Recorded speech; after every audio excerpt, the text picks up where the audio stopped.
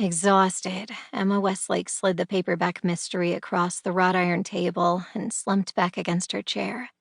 Part of me wants the next one in the series, and part of me wants to refrain just so I can get to sleep before 3 a.m. You can sleep when you're dead, dear.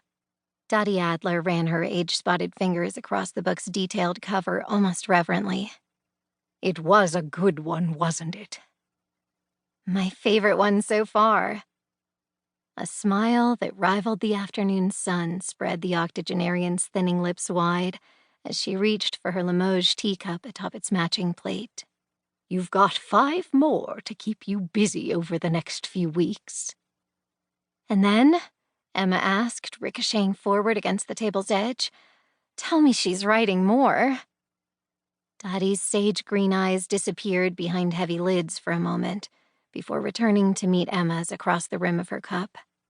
I wish I could. But what do I do then? How will I know what's going on with these characters you've gotten me attached to? You reread and you pray. Emma plucked a cookie from her plate, broke off a piece from the top, and held it below the table's edge, the answering wetness across the tips of her fingers, and her palm, and her wrist, stirring a smile to her lips. Pray for what? A series reprieve. Dottie took another sip of her tea, followed it up with a bite of her own cookie, and narrowed her gaze on Emma. I have to say, dear, aside from the raccoon circles under your eyes, your incessant yawning, and the fact that you really could stand a lesson or two in ironing, you look rather content. Emma's laugh echoed in the still summer air. Gee, thanks, I think. Mind you, I had nothing to do with your decision to leave your house without applying concealer or consulting a mirror. That's all you. However, in regard to the looking content part, you're welcome.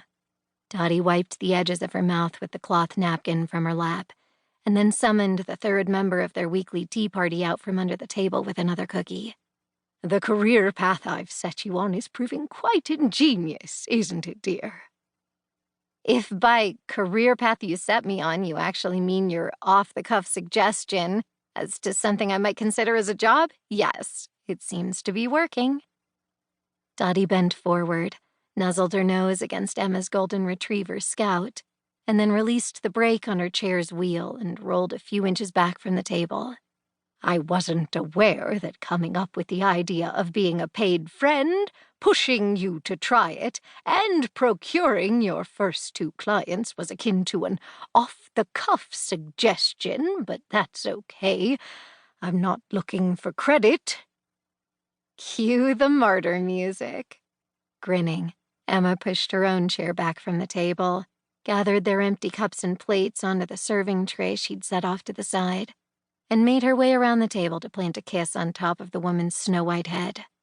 A friend for hire is showing promise, yes. A lot of promise, in fact. And while I may pretend otherwise just to yank your chain a little, I'm very aware of the part you played in making it happen. The part I played? Dottie echoed. Oh, right. My mistake. Let me try again. I'm aware of the starring role you played. Emma left the patio just long enough to set the tray inside the kitchen for the woman's housekeeper to attend to, and then returned to the patio and her chair. Funny thing about my new business, though. I'm becoming real friends with everyone who's hired me thus far, which makes it a little hard to take a check from them, you know? You didn't make friends with Mr. Hill? She stared at Dottie. Brian Hill died, remember? While you were in his employ, Dottie drawled. Gee, thanks for the reminder. Propping her elbows on the table, Emma dropped her head into her waiting hands and shuddered. Because, I have been meaning to put that little fact on my website. Maybe even add a testimonial from the grave or something. There's no need for sarcasm, dear. It's most unbecoming. Emma popped her head up and sighed. Sorry, that whole thing still wigs me out a little. But the good stuff that's happened so far, that makes me feel a little weird sometimes too, just in a different way.